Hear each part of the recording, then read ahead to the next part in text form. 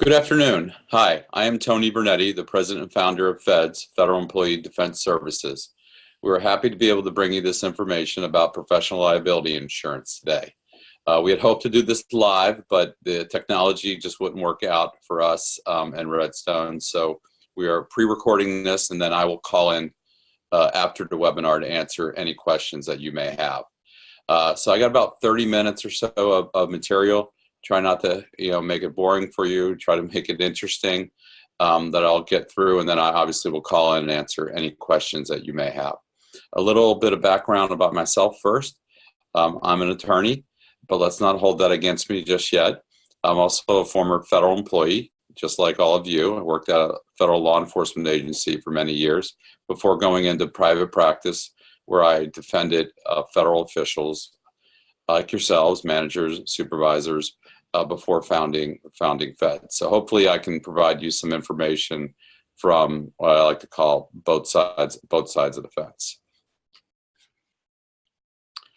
So the first slide here illustrates a question I get often. Why do I need professional liability insurance when, as a federal employee, would I actually ever need it?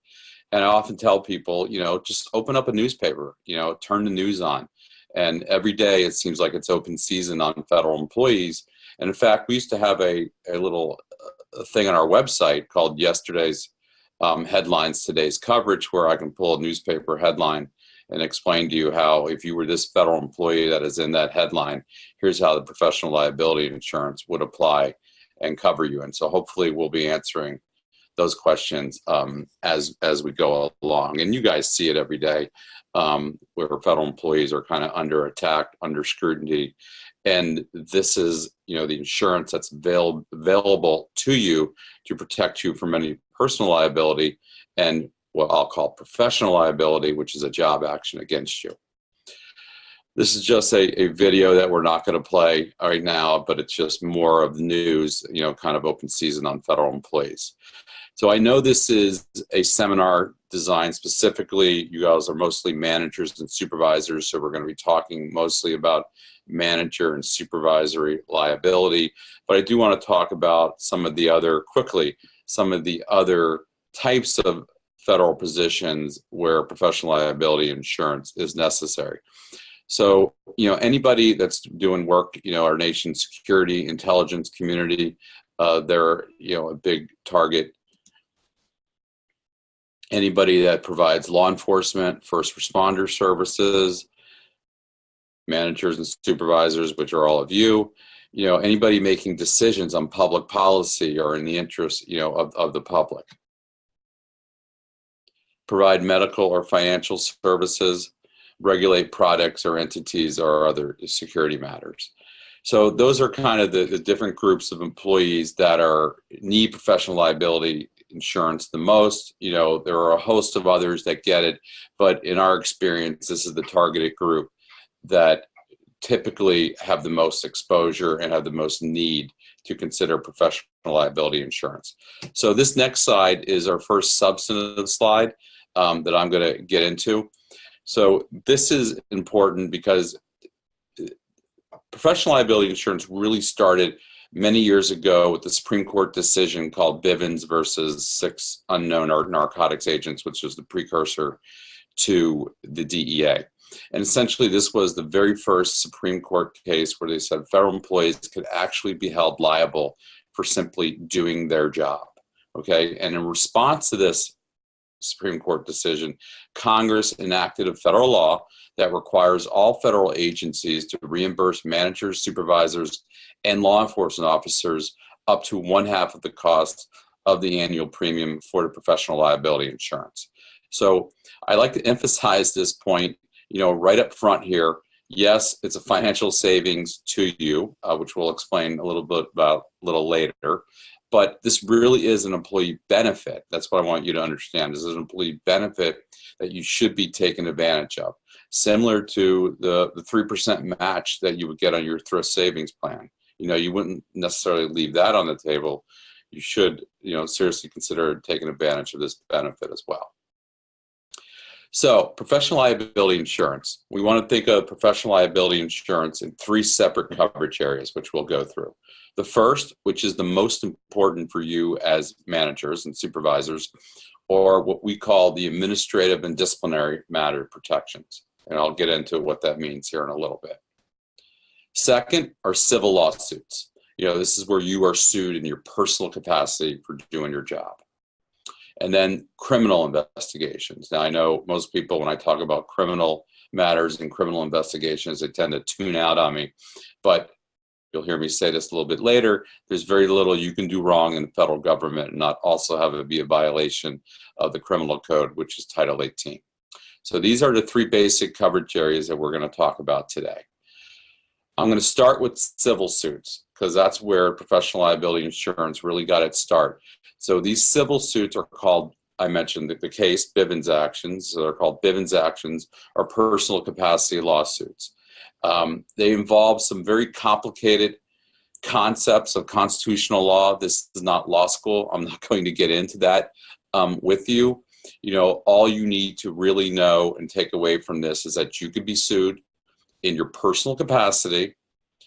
You could be denied representation, and you could actually be held liable, no matter who's representing you, if there is a judgment against you in your personal capacity. These are also called what we call constitutional torts. Most of you know what a tort is.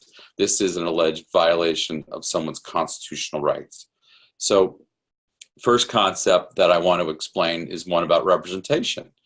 Whenever you get sued, the first thing you want to know is who's going to defend me? Who's my lawyer? Okay? Usually, lawsuits in the federal government are handled and represented by the attorneys for the federal government, and the attorney for the federal government in these kinds of lawsuits is the Department of Justice. But representation is not mandatory and is not automatic. It's a two-part test. Were you acting within the scope of your employment for the matter of which you're being sued, and is it in the interest of the United States to represent you if you were? Usually you're within the scope, okay? That's not necessarily an issue. But is it in the interest of the United States to represent you? When does the Department of Justice say no to that? It depends, but the example I like to give is if you're being investigated for misconduct for the very same reason that you're being sued by your agency or another department within the federal government, you can see that they're not going to be on both sides of that. So you could be left to have to defend on your own or hire your own counsel. And this is an important piece of what the professional liability insurance will do. It will hire counsel to defend in one of these personal capacity lawsuits. The other concept I want to talk about is immunity. You don't have absolute immunity for these personal capacity lawsuits like you do for lawsuits under the Federal Tort Claim Act, okay? Most people hear a little bit about FTCA claims, Federal Tort Claim Act claims. You have absolute immunity for those kinds of lawsuits. You don't have the same kind of immunity for these types of lawsuits that I'm talking about. And I'm talking about this now because that's a lot of misinformation sometimes that's communicated throughout in the federal sector and federal components, and even by your own lawyers, that say, look, as long as you're within the scope of your employment, you're going to have immunity. Yes, but that's only for FTCA type claims, and these are common law torts. It doesn't apply the same way for these constitutional torts. You only have qualified immunity, which is still pretty good, okay? It is still pretty good. You qualified immunity, but it is not absolute immunity, which is why the insurance exists. The third concept I want to talk to you as it applies for civil lawsuits is this concept of indemnification. So no matter who's representing you, the Department of Justice could be representing you for one of these personal capacity lawsuits, and if they lose and there is a judgment and you are found to be liable, it is still your pocketbook. All right. If they refuse to indemnify you, it is still you that are going to have to be held, can be personally liable and have to pay a judgment. So that's what the insurance provides, indemnity protection against that. Another way to kind of look at this is the federal employees' errors and omissions insurance. It's going to protect you if there's a judgment entered against you involved with you performing your federal job duties. This is just a fun little slide that we put together that illustrates being sued and having to be deposed, having to go through any civil proceeding is kind of like walking into a lion's den, and that's something that you're not going to want to do without your own lion tamer or your own attorney, as it applies in this circumstance. So let's quickly recap civil. You can be sued as a federal official. Let's get that out of the way first. You can actually be sued. DOJ can deny representation, even if it's clear that you're clearly within the scope of your federal employment and doing whatever it is you did or did not do. They can deny representation if it's not in the interest of the United States to represent you. And you can be held personally liable for a judgment in one of these personal capacity lawsuits. Professional liability insurance will protect you in 3 major ways for these civil lawsuits. 1, provides legal defense. We talked about the importance of that. Something I didn't talk about yet, which is called coverage counsel.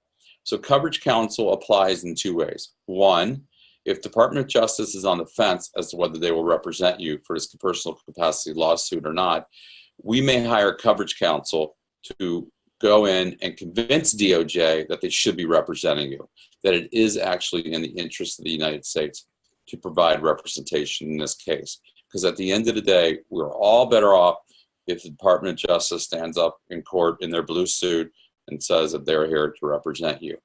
The other scenario that we might appoint coverage counsel is in a particular egregious case where maybe we have fatalities, like Waco, Ruby Ridge, 9/11, things like that.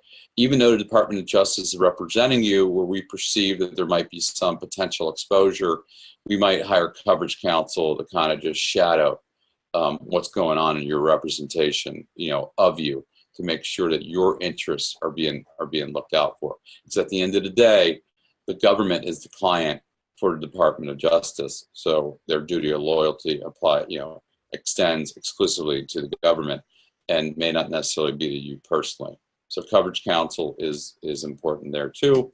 And then finally, it pays damages. It's your typical indemnity protection up to $1 million or $2 million, depends on which policy you get. So that's civil. Now we're going to jump into what I think is the biggest bang for your buck for most managers and supervisors. This is coverage for administrative matters. So what this slide illustrates is that you would have coverage for any kind of investigation that could lead to a personnel action against you. So this is any Office of Inspector General, OIG investigation. Somebody accuses you of whistleblower retaliation. You're trying to get a day's work for a day's pay out of one of your employees and they're filing complaints against you. An OSC complaint, a management complaint, an Inspector General complaint, and you get investigated.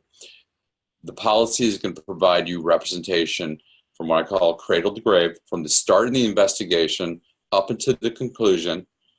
And in the unfortunate event that there's a disciplinary action actually proposed or taken against you, the policy will provide you an attorney to defend both at the agency level and in the event that we got to appeal it to the next level. So throughout the whole agency administrative process and any appeals that are necessary to the Merit System Protection Board. It also covers you if you are named as a responsible management official in an EEO complaint. So even though an EEO complaint is a case against the agency, the head of the agency, you as a responsible management official can still have a professional action against you if you are found to have discriminated in that case. So we will provide representation. So the next question you may be asking yourself is, what gets investigated?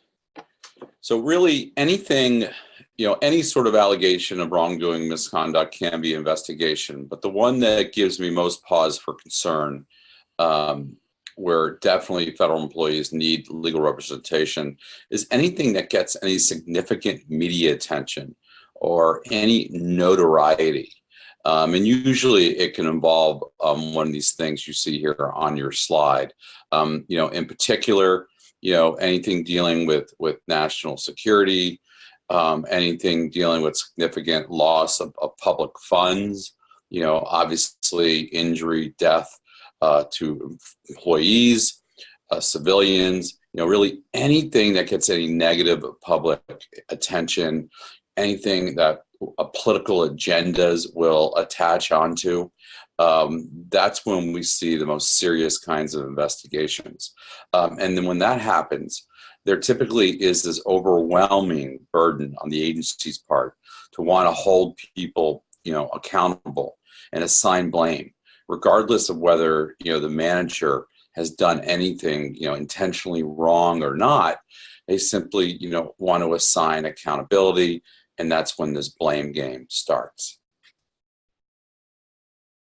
So these are just a series of some fun character slides, maybe not fun if you've ever been the subject of these, that illustrate this point of the blame game. Hopefully nobody in the auditorium is named Johnson here. Essentially, what this point is illustrating is whenever you have these investigations and there's this incredible inertia on the part of the agency to hold people responsibility, and you are the subject or you are involved, caught up into it. When the music stops, you want to make sure you are one of the ones that still have a chair to sit down in.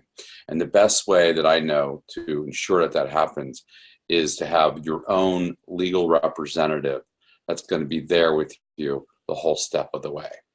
So it's very important to have legal counsel if you are the subject of any one of these kinds of administrative investigations that I talked about. Again, the representation would allow you to be defended against the allegations, prepare you for the agency administrative or investigative process. Certain kinds of investigations, you will have a right to have a lawyer there with you, and I'll talk about that here in a second. But at a minimum, having your own attorney prepare you for one of these administrative investigations is significantly important. As I mentioned, we can actually attend the investigative interview with you. You don't necessarily have a legal right, like a Fifth Amendment right, to have a lawyer present for all of these sort of fact-finding investigations. Some of them, you do have an administrative right to have someone present, and some of these investigations, they allow you to have your representative as simply as a courtesy. And then, the real ball of wax is to have your own attorney to defend you in any resulting disciplinary action. And that's both at the agency level, the administrative due process level that you get at the agency level, and in the unfortunate event it is a serious disciplinary action, a suspension of 15 days or more, including demotion or removal, and it's appealable to the Merit Systems Protection Board, we would provide legal representation for the entire way there. Some specific kinds of investigations I just want to mention quickly here. The first is Office of Inspector General investigations, OIG investigations. Every federal agency has a statutorily appointed IG, and these are criminal investigators first. So the point that I want to make here is you absolutely should be speaking to legal counsel or someone that understands the law before you sit down and speak with the IG. And the main reason is that, as I mentioned, they are criminal investigators first. So sitting down with the IG for a voluntary interview is essentially a waiver of your Fifth Amendment right to silence. And they are criminal investigators first. So they're going to, even though it is an administrative matter they may be looking at, they're always going to be looking at it through the lens or an eye towards whether they can make any criminal cases. So not every request to be interviewed by the OIG is what's called a compelled one or a mandatory one. You have to cooperate, but your testimony needs to be compelled for you to be required to for you to answer their questions. If it's a voluntary request, that's what it means. It's voluntary. You can refuse. And normally I would advise my insureds, my clients to at least initially decline any voluntary request for an interview with the IG until we can learn a whole lot of information about what it is that they're investigating. And that's not in your nature as a dedicated civil servant to not want to cooperate with the IG, because they'll just show up at your doorstep sometimes and say, there's this matter I'm looking at, I just want to clear it up. I just have a few questions to ask you. And your natural knee-jerk response is to simply cooperate. I'm telling you that you should speak with legal counsel before you do that. You can tell them that you want to cooperate and you're happy to answer any of your questions, but hey, I have this insurance, or I've attended this webinar, I went to this seminar, and I just want to really talk to legal counsel first, and I'll get back in touch with you and cooperate.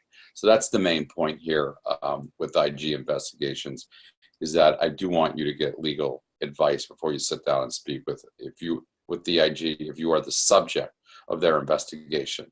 Now, if you're just a witness, that's the question you're going to ask. Am I a subject or am I a witness? And if you're just a witness, it's usually okay for you to sit down and cooperate and give testimony right away. The other kind of investigation I want to quickly mention is the Office of Special Counsel Investigations, or OSC. OSC is a quasi-prosecutorial agency that sits here in Washington, D.C., and their responsibility is to investigate prohibited personnel practices.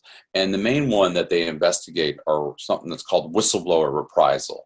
Some of you that have been managers and supervisors for a while, probably that is a familiar term, to you. It is a serious kind of investigation, and like the OIG investigations, while this is not a criminal, there's no criminal component to it, they can take disciplinary action against you. They can take the action independent of the agency. So it is also important for you to have legal advice before you sit down and cooperate with any OSC investigation. Also, the case law governing whistleblower retaliation, reprisal is kind of complicated. There's no reason that you would know it in and out as a manager and supervisor. So it's good to have your own counsel when you are the subject of an OSC investigation.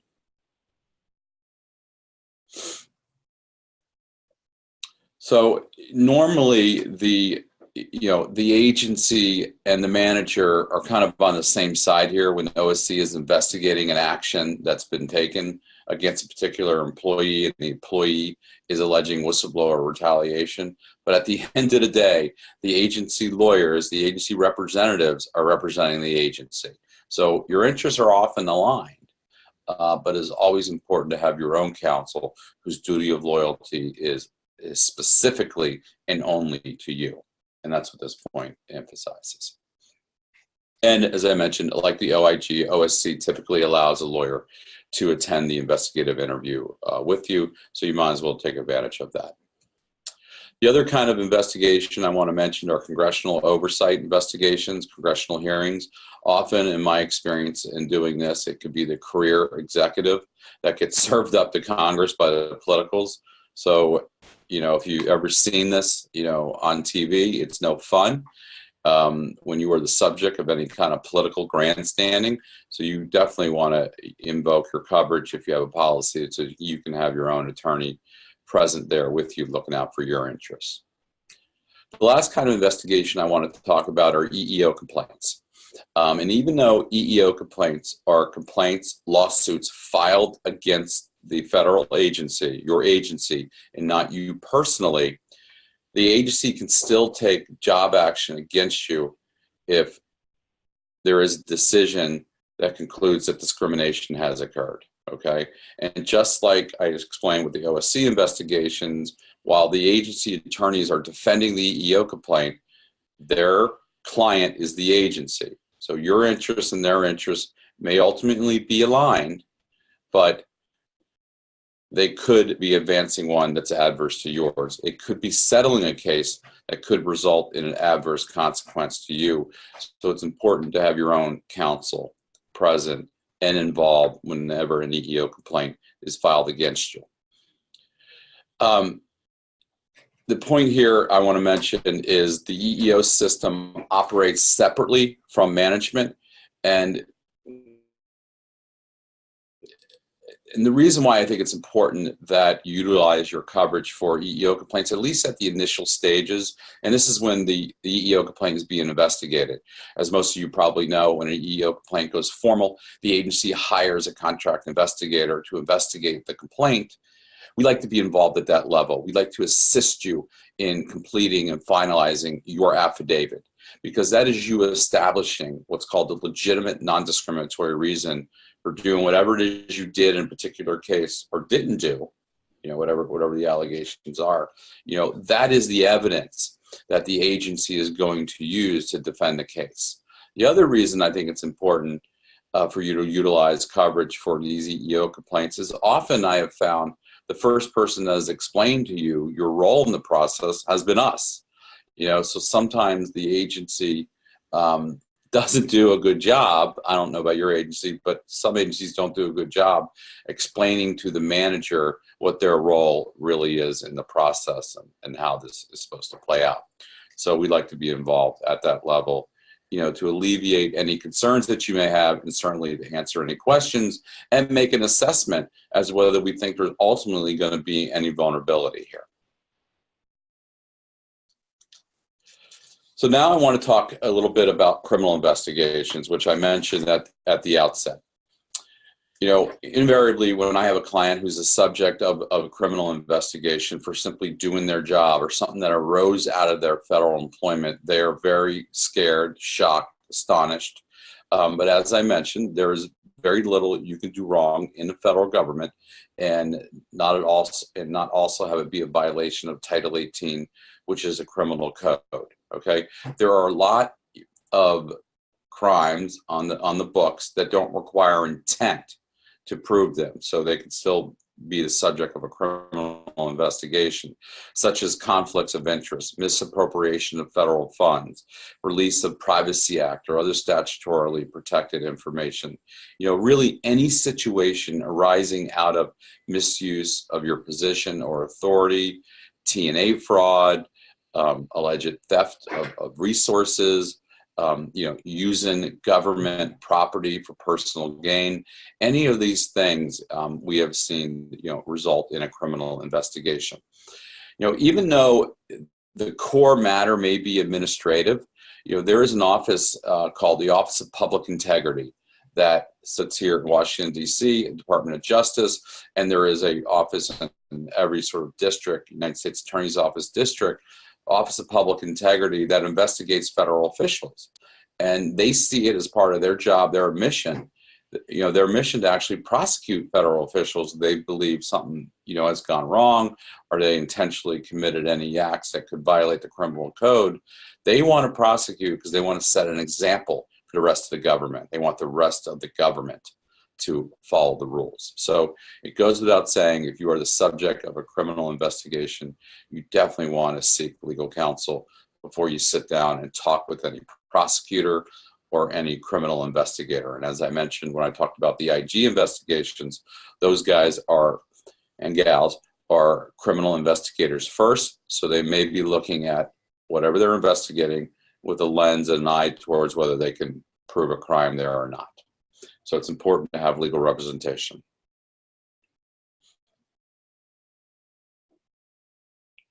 So let's recap what the professional liability insurance covers.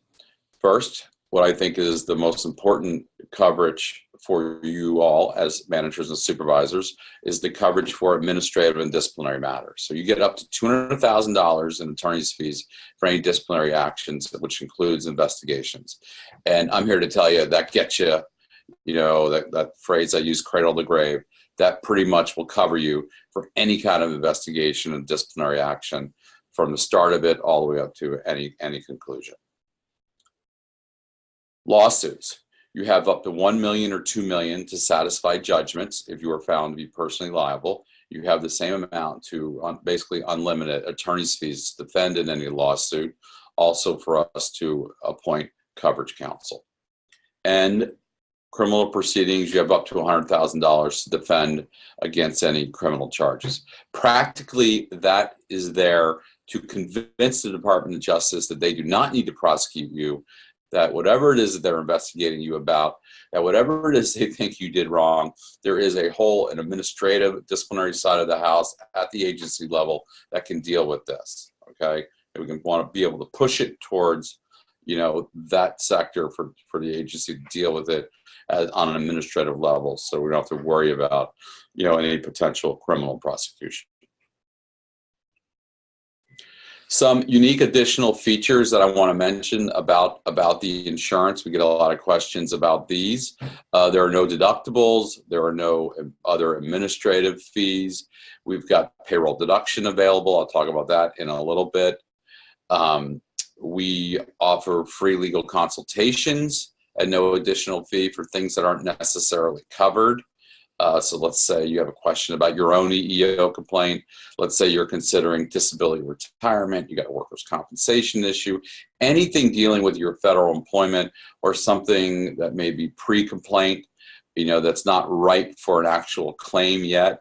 You can utilize, you get 2 free half-hour legal consultations with an attorney who's an expert in federal personnel law to answer any questions you have. You know, so that's a huge benefit. You know, we don't charge extra for that like a lot of these other providers out there do. We cover you anywhere in the world. This worldwide coverage is automatically included. We don't charge extra for that. You know, the biggest thing, you know, I want to emphasize is that second bullet is our commitment and know-how. You know, we're committed to you as federal employees, as dedicated civil servants. As I mentioned in the beginning, I myself am a former federal employee. You know, I didn't leave a successful law practice simply to get into the business of selling insurance. I really thought I can run a program and you know, and run a good program that does right by federal employees. And that's kind of what we're trying to do here. So let's talk a little bit about cost. As you can see, hopefully it's very affordable. And as Redstone employees, you all get a little discount here, $10. But just by putting in the discount code Redstone, and I'll talk about how to get enrolled here in a little bit, but it's $280 annually for the base policy, or if you want the $2 million coverage, it's $380. If you're a manager or supervisor, as we mentioned, the agency reimburses you up to 1/2 of the cost, 50%. Sometimes it's capped at about $150 at some agencies, not sure where it is at yours, but that basically, you know, works out to be about $140 annually. If you enroll in payroll deduction, it's going to be about $12 a pay period. You know, this is a little slide I put up there to kind of illustrate a point that I'm going to make here in a second. You know, doing this for as many years as I have, you know, I get, you know, worried, frustrated that I'm maybe not explaining your risk, your exposures well enough to you, you know, because you guys didn't come to work today to do anything wrong. And you may not envision that you will ever do anything wrong, or that you'll ever be the subject of investigation. And that's the biggest barrier, you know, I have heard to whether I should buy the insurance or not. So what I've kind of fallen back on is explaining that you can buy the insurance, you know, it's costing you $140 a year. You can buy it for your whole career, 20, 30-year career. And it's only going to cost you, what, $5,000, $6,000 and never use it, right? You just have peace of mind that you've had the insurance in place. You never have to use it. Is that going to change your standard of living when you retire? Is that going to dictate where you live, what kind of car you can drive in retirement? But if you get caught having to hire a lawyer, right, having to spend $50,000, $100,000, having to take loans against your TSP, having to do second and third mortgages on your home, which I have personally seen people do when I was in private practice. I mean, I used to joke and say I couldn't afford me. I would simply go out there and get another job. You know, that may impact or change your standard of living when you retire. So there are 3 ways to get enrolled. The easiest is what most people do is they just simply go to our website at fedsprotection.com, click Enroll Now. It takes less than 5 minutes. If you pay there by credit card, you'll immediately be emailed your certificate of insurance. You can print that. The last page is the reimbursement certificate, and you take that and you turn it into your agency to get reimbursed. It gets reimbursed a lot like a travel voucher reimbursement, or if you took a taxi somewhere, you know, you submit that paperwork and it just shows back up in your bank account like a direct deposit sort of thing. If you want to communicate with us by email and you want a paper enrollment form, just send us an email at feds@fedsprotection.com. We'll get you to one-page enrollment form, and you can pay that way. You can give your credit card information, or you can simply mail in a check. If you want to do payroll deduction, you just go to the website, you select that payment method, and you'll be emailed instructions how to get on your agency payroll system to set up the allotment, the $12 a pay period allotment. If you want to talk to somebody and get enrolled that way, we've got people here to answer the phones. There's no phone bank. You know, anybody here, you know, that answers the phone can answer any question that you have. It can get you enrolled. If you want to talk to me, you can ask to talk to me, and I'm happy to answer any questions that you have. So our phone number is 866-955-FEDS. This final point I can't emphasize enough. I can't tell you how many people that call us, you know, after their house is already on fire. You know, you can't get in a car accident on Monday, think you can buy your insurance on Wednesday, and it's going to provide coverage. You know, the time to get your liability insurance is not after the National Weather Service names the hurricane. So you really, really need to have the coverage in place before any claim, you know, any act or omission, you know, occurs that could lead to a claim. So that's all the information that I have. We'll be calling in later today, and I'll be eager to answer any questions that you have. Thank you.